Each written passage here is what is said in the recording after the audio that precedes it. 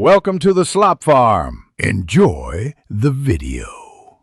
In this video, I will explain how to drive a Nissan Sentra. First, take a moment to get comfortable in the driver's seat. Adjust your seat so you can easily reach the pedals and have a clear view of the road. Next, set your side and rear view mirrors and adjust the steering wheel for a comfortable grip.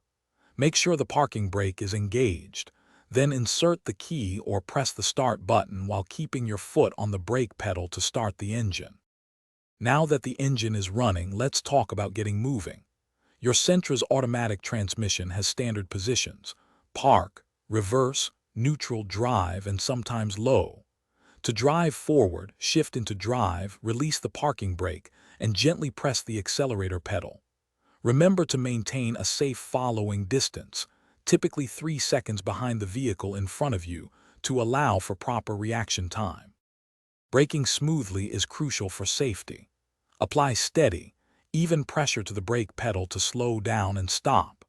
When turning, look where you want to go and steer accordingly, using your turn signal at least 100 feet before your turn.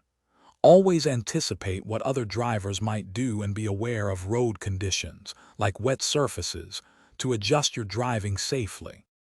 When you've reached your destination, it's time to park. Choose a safe spot and use your mirrors to help guide you into position. Once parked, shift the gear selector into park and firmly engage the parking brake. Finally, turn off the engine, ensure all lights and accessories are off, and always double-check your surroundings before opening the door and exiting your Nissan Sentra. Thanks for watching.